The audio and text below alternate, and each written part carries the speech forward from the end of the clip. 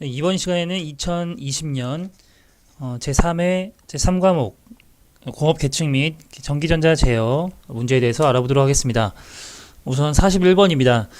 논리식 y는 a바 곱 b 곱 c 바 논리합 a바 그리고 b c의 논리곱 플러스 a b 그리고 c 바의 논리곱을 간략한 식은 무엇인지를 물어보고 있는데요. 자, 우선 이 식은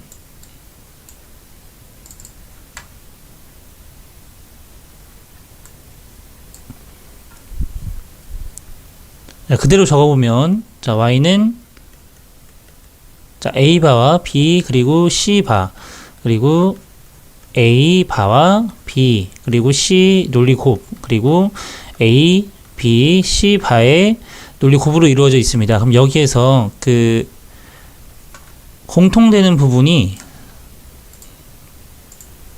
자, b가 공통이죠. b가. 그래서 b를 묶도록 하겠습니다. b에 관해서 자, 묶게 되면 자, b로 묶어주고요. 중괄호를 사용하겠습니다. a바 그리고 c 바의 논리곱 네, 플러스 자, a바와 c의 논리곱 그리고 a와 c바의 논리곱으로 되어 있습니다. 그래서 이 모든 것을 플러스한 것이죠. 자, 그럼 여기에서 그럼 계산을 해주면 여기에서도 공통되는 부분을 자, 이 a바로 묶도록 하겠습니다. 자, a바로 묶게 되면 자, b 여기 중괄호 안에 a바로 묶어서 c바 c의 논리합 플러스 a c바의 논리곱이 되죠. 그럼 여기에서 자, 이 c바와 c의 합은 논리합은 1이 되므로 자, b a바와 1의 논리곱이 되죠. 그리고 그대로 a와 c바의 논리곱이 됩니다. 자, 그러면 여기에서 이 a바와 그 1의 논리곱은 a바가 되죠. 본인이 되죠. 그래서 b와 자, a바와 논리합 자, 이렇게 정리를 할 수가 있겠네요. 그래서 이 1식이 나왔습니다. 1식. 자, 그럼 여기에서 이 부분을 정리를 해주면 자, 이 a바와 a와 c의 논리곱의 논리합은 자, 이렇게 바꿀 수가 있죠.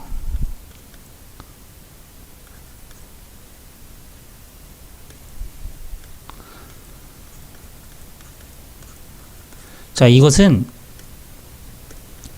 보통은 이렇게 자, 이렇게 곱하고 이렇게 곱하고 자, 이렇게 곱하고 자, 이렇게 곱해서 자, 이렇게 나오게 되는데 이것을 거꾸로 생각하시면 되겠습니다. 그럼 여기에서 지금 a바와 그 a의 논리합은 전체의 1이 되겠죠. 그래서 이것을 정리를 해보면 자, a바와 a의 그리고 c바의 논리곱은 이게 1이니까 이거에 나오겠죠. 그래서 이렇게 정리가 됩니다. a바와 c의 여집합의 논리합이 되는 거죠. 이 부분이 지금 정리가 됐습니다. 이 부분이. 그러면 다시 이게 2식이 나온 거죠. 그래서 1식과 2식을 우리가 두 가지를 방정식을 세워서 풀어보면 자, y는 여기에서 b 그래서 이 부분이 이게 나온 것이므로 b의 논리곱 그 다음에 a바와 c바의 논리합 자, 이것은 자, 분배의 법칙에 의해서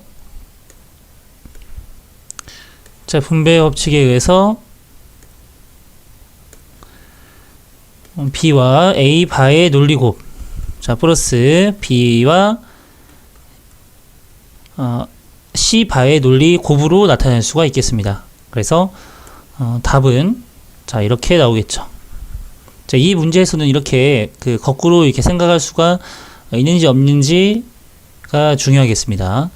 그래서 B와 A바의 논리곱 그리고 B와 C바의 논리곱으로 이루어진 4번 답은 4번이 되겠네요.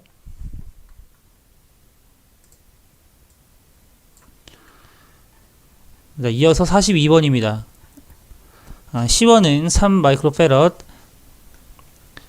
그리고 C2는 6 마이크로페럿의 콘덴서를 병렬로 연결해서 1kV의 전압을 인가하였다. 전체 콘덴서 C에 축적되는 에너지 줄을 구하는 문제인데요. 컴패시터 콘덴서를 병렬 연결할 때는 그 저항을 직렬 연결한 것과 같죠.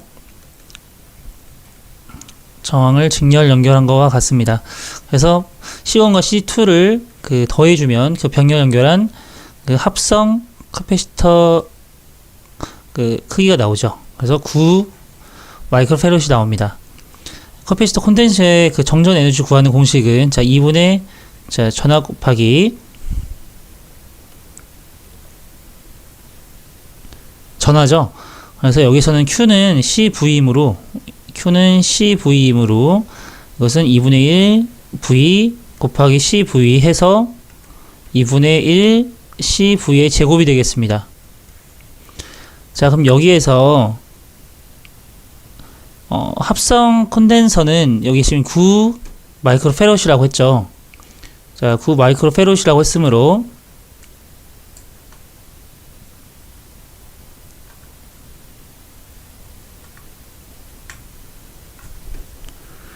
자, 2분의 1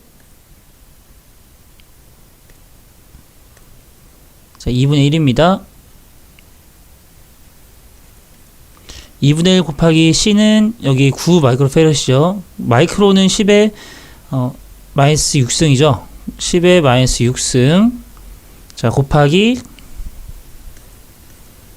여기 V의 제곱입니다. 전압은 여기 1kV라 나와 있죠. 1kV. 1kV이므로 10의 3승 제곱이 되겠습니다. 그럼 이것을 계산을 해 보면 자, 2분의 1 곱하기 9 곱하기 이게 10의 6승이죠. 10의 6승. 10의 6승 마이너스 6승 곱해서 없어집니다. 이것은 그럼 4.5가 나오겠죠. 그래서 이것은 단위는 줄이 되겠습니다. 답은 4.5 줄이 되겠네요. 답은 4번이 되겠습니다.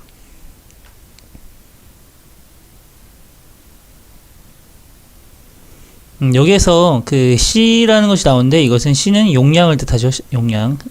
자, 용량은 그 전하는 그 용량 곱하기 전압이죠. Q는 그 충전된 전하량을 뜻합니다. 43번입니다. 잔류 편차를 제거하기 위해 사용하는 제어기. 여기서 비례 제어라고 하는 것은 이제 피동작이라고 하는데요. 보통 잔류 편차가 발생하는 제어기를 뜻하고 여기에서 적분을 하거나 미분을 하거나 이렇게 나눌 수가 있는데 그래서 여기에서 제일 가장 좋은 것은 잔류 편차를 제거하기 위해 사용하는 제어기로 비례 제어에서 미분도 하고 적분도 하는 PID 제어가 그 잔류 편차를 제거하는데 사용하는 제어기가 되겠습니다. 이것은 비례 적분 미분 제어. 이 PID 동작이 가장 좋은 거죠. 비례 적분 미분 제어. 여기서는 비례 적분 미분 제어가 안 나와 있으므로 비례 그 적분 제어가 가장 적절하겠네요. 비례 적분 제어. 답은 3번이 되겠습니다. 여기서 온오프 제어 같은 경우에는 이것은 불연속 데이터 제어에 속하죠. 불연속. 다른 것들은 연속 데이터 제어가 되겠습니다. 자, 넘어가서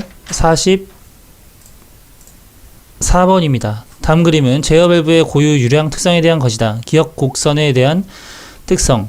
이 곡선은 외워두시는 게 좋은데 우선 이 제어 밸브의 고유 유량 특성으로는 퀵 오픈 특성, 그 다음에 스퀘어 루트, 리니어, 이퀄 퍼센트 이렇게 나오는데, 이 퀵 오프 특성 같은 경우에는 이 온오프 특성으로 많이 사용이 되고요.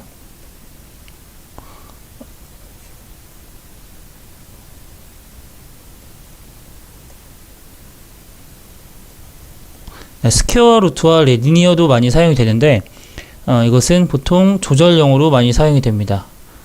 여기에서는 그래프로 보면은 이 기억은 이게 퀵 오프 특성이고요. 접시형이라고도 합니다. 접시형. 이 두 번째 곡선은 스퀘어 루트. 그 다음 세 번째는 이 직선은 이게 리니어가 되겠습니다. 리니어 특성. 그 다음 네 번째는 이퀄 퍼센트. 자, 이 마지막 부분은 해설에는 지금 X로 나와 있는데 여기가 하이퍼볼릭입니다.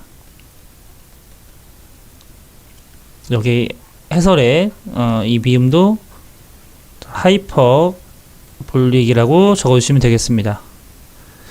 그래서 이것은 순서대로 이게 외워주시면 되는데, 이 온오프 특성인 퀵오프 특성이 가장 잘 나오고요. 리니어 특성도 잘 나온다고 보시면 되겠습니다. 첫 번째와 이 부분과 이 가운데 부분, 퀵오프 특성과 리니어 특성 잘 알아두시면 되겠습니다. 그래서 기억 곡선에 해당하는 특성, 퀵오프 특성, 퀵오픈 특성 3번이 되겠네요. 다음은 45번입니다. 그림과 같은 연산 증폭기의 출력 전압 V0는 다음 중 어느 것인가? 여기에서는 우리가 알아야 될 게, 우선 어떤 것이 반전이고 어떤 것이 비반전인지를 알아야 됩니다. 연산 증폭기에서는 반전 회로와 비반전 회로를 나눌 수가 있는데, 자, 우선 구분하는 방법은 이렇게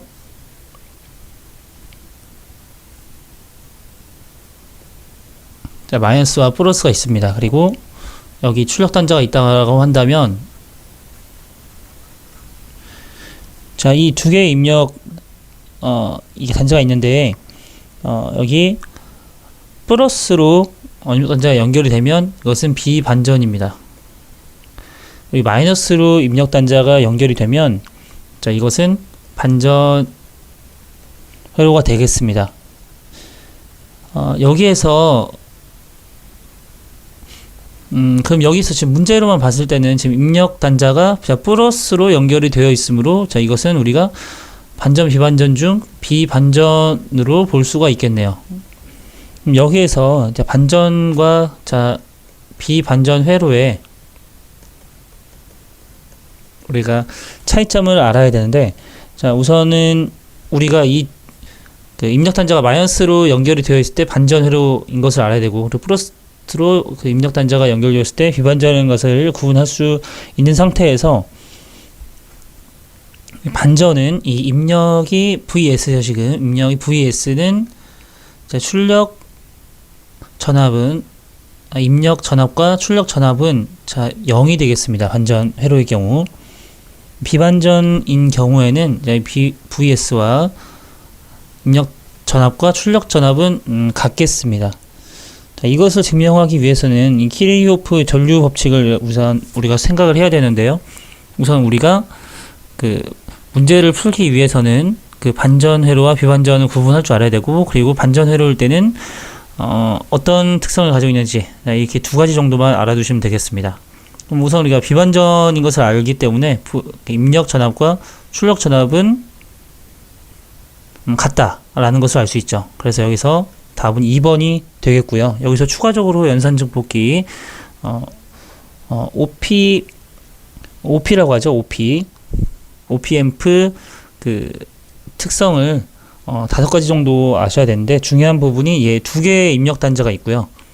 두 개의 입력 단자가 있고, 한 개의 출력 단자가 있습니다.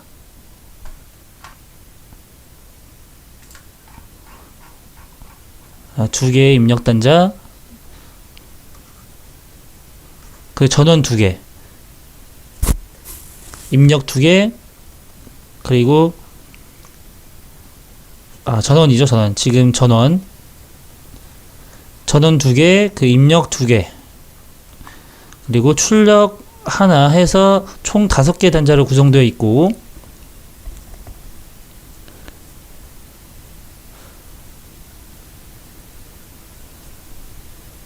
자, 플러스 입력 단자와 마이너스 입력 단자 간 전압차를 증폭시키는 기능을 지닌 뭐 자동 증폭기라는 거, 그리고 고이득 전압 증폭기라는 거, 이런 OP 그 연산 증폭기의 특징을 알아두시면 되겠습니다.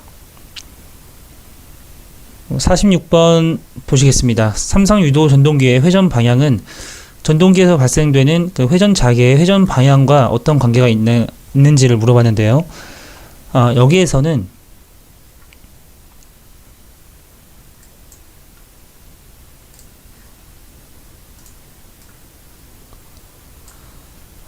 자, 우리가 여기서 떠올려야 할 그 원리는 유도 전동기의 회전 원리입니다. 유도 전동기의 회전 원리.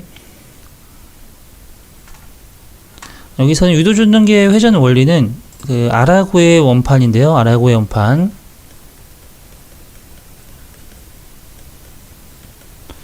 유도 전동기의 회전 원리를 물어보는 문제도 자주 나오는데, 이 아라고의 원판은 꼭 기억해 두셔야 될 것 같습니다. 네, 아라고의 원판은 이 알루미늄이나 그 구리와 같은 비자성체로 만든 그 원판 위에서 그 자석을 시계 방향으로 회전을 시키게 되면 비자성체 그 원판도 자석과 같은 방향으로 회전한다는 원리가 되겠습니다. 그래서 이 삼성 유도 전동기의 회전 방향은 회전자기 회전 방향과 어떤 관계가 있는가라고 물어봤는데요. 이 아라고의 원판 원리에 따라서 시계 방향으로 똑같이 회전을 하게 됩니다. 시계 방향인 것은 이 삼상 전원 인가하게 되면 이 시계 방향으로 회전자 기장이 생기는데, 이 시계 방향, 회전자 기장 그 방향에 따라서 이 회전자도 같은 방향으로 회전한다는 거죠. 그래서 답은 3번이 되겠습니다.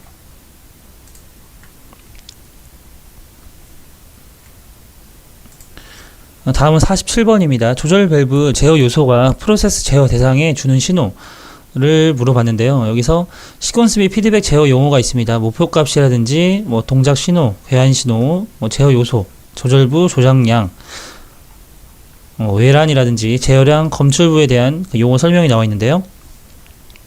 또 이 문제에서 물어본 것은 프로세스에 주는 신호를 물어봤습니다. 이거는 조작량이죠. 제어 장치가 제어 대상에 가는 제어 신호가 되겠습니다. 제어 장치의 출력인 동시에 제어 대상에 입력이 되는 것이 조작량이 되겠고요. 여기서 제어량이라고 하는 것은 제어를 받는 제어기의 출력량이 되겠습니다. 그래서 여기서 물어본 것은 답은 조작량 1번이 되겠습니다. 48번입니다. SI 기본 단위계가 아닌 것. 이 SI 기본 단위계는 자주 출제되는 내용으로 알고 있어야 되겠는데요. 길이는 미터, 질량은 킬로그램, 시간은 세크, 황도는 칸델라, 온도는 켈빈, 전류는 암페아. 이거는 몰 질량이죠. 몰 질량, 몰이 되겠습니다. SI 단위계가 아닌 것. 자, 미터, 켈빈, 자, 칸델라, 자, 라디아는 SI 단위계가 아닙니다. 네, 답은 4번이 되겠네요. 49번입니다. 전동기 과부하 보호 장치로 사용되는 계정기. 답은 열동 계정기가 되겠는데요. 이 열동 계정기라고 하는 것은 과부하 계정기라도 합니다. 과부하 계정기. 주로 과부하 보호에 사용되는데, 우리가 유압에서 많이 사용되는 릴리프 밸브와 같은 맥락이라고 보시면 되겠습니다. 릴리프 밸브라고 하는 것은 설정 압이 넘어가면 탱크로 귀환시켜주는 그런 역할을 해서 과부하를 방지시키는 안전 밸브로 사용이 되죠. 안전 밸브. 전기에서는 이 열동 계정기가 과부하 계정기라고도 하는 이유가 과부하 보호에 사용되기 때문입니다. 전격 전류 이상의 전류가 흐르게 되면 내부에서 발생 열에 의해서 접점이 차단됩니다. 그래서 과부하가 받지 않도록 하는 그런 거죠. 뭐 유체에서도 유체 퓨즈와 같은 역할을 해준다고 보시면 되겠습니다. 이 전격 전류라고 하는 것이 안전한 최대치라고 보시면 되겠습니다. 전격 전류라고 하는 것은 그러니까 만약에 뭐 10이다, 정적 전류가 10이다라고 하면 이 10을 넘어가면 자 안전하지 않다는 거죠. 그래서 10 이하로만 자, 사용하게끔 권장하는 전류 값이 되겠습니다. 그래서 꼭 있어야 되는 가부하 보호의 필수적인 부분이 되겠고요. 열동 계전기에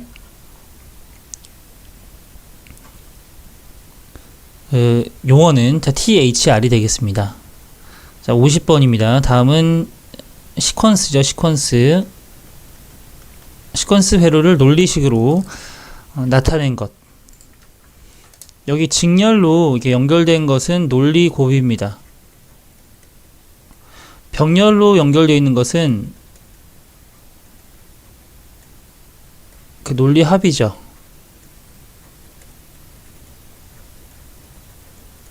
그럼 이 A와 B는 같이 직렬로 연결되어 있기 때문에 A와 B는 논리 곱이 되겠습니다. 그리고 이 A와 B의 논리 곱에 그 C는 논리 합이 되겠죠.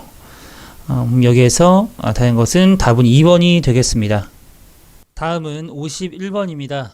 이상적인 연산 증폭기의 특성이 아닌 것은, 이상적인 연산 증폭기는 우선 입력 임피던스가 무한대로 되어야 하고요. 이 입력 임피던스가 무한대이기 때문에 이 출력 임피던스는 반대로 0이 되어야겠죠. 그래서 출력 저항도 0이 되어야 되고요. 대역폭은 무한되어야 합니다. 그 전압 이등은 무한되어야 하는데, 이 전압 이득이라고 하는 것이 이 출력 신호의 그 전압 레벨과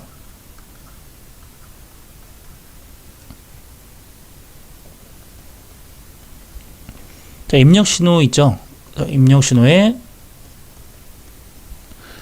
전압 레벨의 차이가 되겠습니다. 자, 이것의 단위는 데시벨을 사용을 하고요. 이 전압 이득도 무한대가 되는 것이 이상적인 연산 증폭기의 특성이 되겠습니다. 동이상 신호 제거비도 무한대가 되어야 하고요. 여기서 특성이 아닌 것은 대역폭은 0이 아니라 무한되어야 되죠. 그 답은 3번이 되겠습니다. 자, 이상적인 연산 증폭기의 특성도 이 전자 제어 부분에서 굉장히 많이 나오는 부분이기 때문에 꼭 알아두시기 바랍니다. 자, 52번입니다. 16진수 A6을 이진수로 나타낸 것. 우선 자, 이 16진수라고 하는 것은 자, 1, 2, 3, 4, 5, 6, 7, 8. 자, 9 다음에 10이 아닌 10진수는 이제 10이 되지만 16진수에서는 12A가 됩니다. 그리고 B, C, D, E, F가 되겠죠. 그럼 A가 10을 뜻하고 10진수 10을 뜻하고 B는 11, C는 12, D는 13, E는 14, 그 F는 15가 되겠습니다.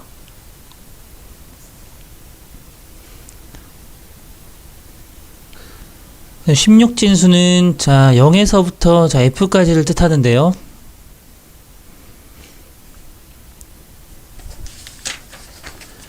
지금 문제에서 나온 것은 자 A6을 이진수로 나타내라고 했는데요. 자 이걸 두 개로 나누면 되겠습니다. 자 A가 있고 6이 되겠습니다. 그러면 이 네 가지의 이진수로 나타내면 되겠는데요. 하나, 둘, 셋, 넷 이렇게 있죠. 이 부분은 1자리, 이건 2, 이건 2의 2승, 2의 3승, 그러니까 8이죠. 이것도 마찬가지로 1, 2, 2의 2승, 자 2의 3승이 되겠습니다. 그럼 이것을 두 개로 나눠서 이 A는 10진수로 10이죠. 그러면 이 부분이 10이 되면 되겠습니다. 그러면 8에 하나 들어가면 되겠고요. 그 다음에 2에 하나 들어가면 되겠죠. 그러면 이 부분은 10, 10이 되겠네요. 그리고 6은 8에는 0이 들어가면 되겠고 4에 하나, 2에 하나 들어가면 되겠네요. 그럼 0, 1, 1, 0이 되겠습니다. 그러면 자 A6을 이진수로 나타내는 것, 16진수 A6을 이진수로 나타내면 10, 10 그리고 0, 1, 1, 0이 되겠습니다. 그래서 여기서 10, 10, 10, 10, 0, 1, 0, 0 이렇게 3번이 되겠네요. 자 그럼 반대로 자 이것을 보고 이진수로 나타내는 것을 보고 이것을 16진수로 나타내게 되면 나눠서 생각하시면 됩니다. 이렇게 나눠서 생각하시면 되고, 네 숫자씩이요. 1, 2, 4, 8인데 1과 8이 있죠. 그러면 이것은 9가 되겠습니다. 그리고 이것은 1, 2, 4, 8이니까 2, 4 더하면 6이죠. 16진수 9, 6을 뜻하고요. 이 부분은 1, 2, 4, 2, 4니까 이건 6이고요. 1, 8입니다. 그러면 9가 되겠죠. 이 부분도 2, 4니까 6이 되겠고, 이 부분은 2, 4, 8이니까 8, 2, 0이 되겠네요. 이것은 10이 아니라 A죠. 그러면 A 6이 되겠습니다. 이것은 3번은 A 6이 되기 때문에 이거 자, 문제에서 물어보는 답이 되겠습니다. 답은 3번이 되겠고요. 자, 이렇게 진법을 변환하는 방법은 굉장히 어렵지 않기 때문에 꼭 알아두시고 넘어갔으면 좋겠습니다. 자, 53번입니다. 전동식 구동부를 가진 제어밸브의 특징이 아닌 것. 신호 전달의 지연이 없다는 게 굉장히 큰 장점이고요. 동영 획득도 용이합니다. 큰 조작력을 얻을 수 있고요. 하지만 공기압 구동부에 비해서 구조가 복잡하지 않고 비용이 적게 든다고 했는데요. 동력 전달 비용은 적게 듭니다. 하지만 구조가 복잡하다는 단점이 있습니다. 전기식으로 이루어지기 때문에 전동식 구동부는 구조가 복잡합니다. 그래서 답은 4번이 되겠습니다. 다음 54번입니다. 저항의 직렬 접속 회로에 대한 설명 중 틀린 것. 우선 저항의 직렬 접속 시에는요,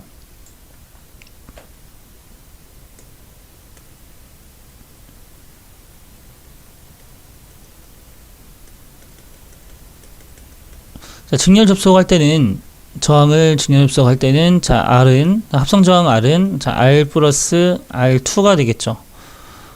반대로 이 병렬 접속할 때는 합성 저항 R분의 1은 자, R1분의 1 플러스 R2분의 1이 됐었습니다. 그래서 합성 저항 R은 R1, R2 R1, R2의 합이 됐었죠. 여기 지금 지문을 보면 직렬 회로의 전체 저항과 각 저항의 총 합계와 같다. 네, 맞죠? 직렬 회로 내에서 각 저항에는 같은 크기의 전류가 흐른다. 같은 전류가 흐른다. 자, 맞죠? 직렬 회로 내에서 각 저항에 걸리는 전압의 강하의 합은 전원 전압과 같다. 맞죠? 직렬 회로 내에서 각 저항에 걸리는 전압의 크기는 각 저항의 크기가 무관하다라고 나와 있는데요. 무관하지 않죠. 우선 직렬에서는 일정한 것이 전류가 일정합니다. 병렬에서는 전압이 일정하죠. 여기서 각 저항에 걸리는 전압의 크기는 각 저항의 크기와 무관하지 않고요. 이 저항에 따라서 전압의 크기가 달라지죠. 그래서 직렬 접속에서는 전류가 일정하고 각 저항의 크기에 따라 달라지는 전압의 합으로 전 전압이 결정이 되겠습니다. 전 전압이라고 하는 전체 전압이죠. 전체 전압은 각 전압의 합입니다. 그래서 무관하다고 했으므로 틀린 것은 4번이 되겠네요. 자, 55번입니다. 15ohm의 저항 3개를 병렬로 접속하면 합성 저항 55번은 54번의 해설과 같다고 보시면 되는데요. 병렬일 경우에는 합성 저항 R분의 1은 R1 플러스 R1분의 1 플러스 R2분의 1 플러스 R3분의 1이 되겠습니다.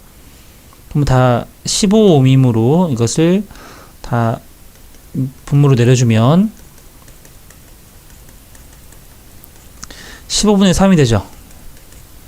15분의 3이 돼서 역수를 취해주면 3분의 15, 즉 5ohm이 되겠습니다.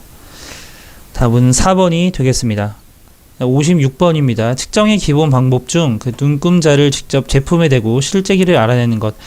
직접 제품에 대고 실제 길이를 알아내는 것이 직접 측정이죠. 이 직접 측정하는 방법, 측정기에는 자, 대표적으로 버니어 캘리퍼스, 그리고 마이크로미터 등이 있겠습니다. 강철자도 있고요.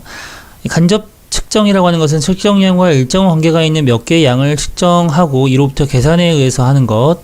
이것은 각도 측정할 때 쓰이는 사인바 이런 것들이 있겠죠. 비교 측정이라고 하는 것은 제품 측정 시에 표준 치수의 게이지와 비교해서 측정값의 차이를 있는 것이라고 했습니다. 대표적으로 기준 게이지인 블록 게이지, 그리고 들어가는 양에 따라서 그것을 비교해서 측정하는 다이얼 게이지 등이 있겠습니다. 대표적으로 답은 1번 직접 측정이 되겠습니다. 57번입니다. 전류의 최대값을 IM이라고 했을 때 사인파 교류의 시료값 I와 최대값 IM의 관계, 이 시료값과 이 최대값과의 그 관계는 최대값 IM은 루트 2 시료값이죠. 자, 그러면 여기 I인 그 시료값에 관한 식으로 바꿔주면, 자, 루트 2분의, 자, IM 그 최대값이 되겠네요. 답은 2번이 되겠습니다. 자, 이것도 시료값과 최대값과의 관계는 굉장히 잘 나오니까 이것도 꼭 알아두시기 바랍니다. 자, 58번입니다. 다음 중 트랜지스터의 최대 전격으로 사용하지 않는 것. 이 최대 전격이라는 것은 이 50번이 아니 49번에서도 설명을 했지만, 이 최대 전격이라고 하는 것은 그 안전한 최대치라고 보시면 되겠는데요. 그 부품에 가는 전압이나 사용 조건이 어느 값을 넘으면 안 되는 그 안전 한도라고 보시면 되겠습니다. 그래서 이 트랜지스터 같은 거와 반도체 같은 경우에 최대 전격을 굉장히 중요하게 생각을 해야 되는데요. 왜냐하면 그 어느 정도만 넘어가도 바로 있을 수 없게 타버리기 때문에 이것은 굉장히 최대 전격을 엄격하게 지켜야 됩니다. 최대 전격을 사용하는 것은 접합 온도, 컬렉터 전류, 컬렉터와 베이스에 걸리는 전압을 최대 전격으로 사용하고요. 최고 사용 주파수는 최대 전격으로 사용하지 않습니다. 답은 2번이 되겠습니다. 59번입니다. 10에서 15kW 정도의 삼상 농형 유도 전동기의 기동 방식으로 사용하는 것. 우선 유도 전동기의 기동법 종류에는 그 정지하고 있는 전동기에 그 전격 전압을 직접 가하는 방법으로 그 저전압의 소용량 또는 특수 농형 유도 전동기 기동 방식으로 쓰이는 그 방식이 있는데, 이것은 전전압 기동법이라고 합니다. 기동 전류가 전격 전류의 4배에서 6배가 되는 기동법으로 알아두시면 되겠고요. 다음은 Y델타 기동법인데, Y델타 기동법은 기동 고정자 권선을 Y자로 접속을 합니다. 그래서 기동할 때 전류를 감소시키고자 Y로 기동 접속을 시켜 놓는 거죠. 그리고 운전 속도에 가까워지게 되면 이 델타로 변경을 합니다. 그래서 효율적으로 기동을 시키는 그런 기동법이라고 볼 수 있죠. 그래서 10에서 15kW 정도의 삼상 농형 유도 전동기의 기동 방식 사용이 됩니다. 그러니까 이게 킬로와트 수가 좀 많은 이런 농형 유도 전동기는 효율적으로 기동 전류는 감소시키면서, 자, 이것을 계속 유지를 했을 때 또 비효율적이기 때문에 운전 속도가 가까워지면 이 델타 접속으로 바꿔줌으로써 다시 효율적으로 하게끔 하는 그런 기동법이라고 보시면 되겠습니다. 그래서 Y델타 기동법, 답은 우선 2번이 되겠고요. 기동 보상 기법이라는 것도 있는데, 그 전원에 접속해서 기동할 때 전압을 감소시키는 방법도 있고요. 2차 저항 기동법이라는 것도 있지만, 자, 이것은 잘 사용하지 않는 것이라고 보시면 되겠습니다. 다음은 60번입니다. 온도 검출에 적합한 소자. 자, 온도 검출에 적합한 소자는 우선 온도 측정에 사용되는 이 서미스터가 되겠죠. 그러니까 답은 2번이 되겠고요. 우선 자, 제너 다이오드나 포토 다이오드 같은 경우에는 이 제너 다이오드는 그 다이오드의 역방향 바이어스를 걸어줄 때 어느 한도 이상 역방향 바이어스를 넘어서면 전류가 급속히 증가하고 전압이 일정하게 되는 것. 이것은 정전압 특성과 관련이 있죠. 그리고 포토 다이오드는 역방향 바이어스 걸어주면 빛을 방출하는 것이 되겠습니다. 발광 다이오드는 반대로 순방향 바이어스일 때 빛을 방출하는 다이오드가 되겠고요. 그래서 포토다이오드와 발광 다이오드는 반대라고 보시면 되겠습니다. 그래서 여기서 온도 검출에 적합한 소재를 물어봤으므로 답은 2번이 되겠습니다.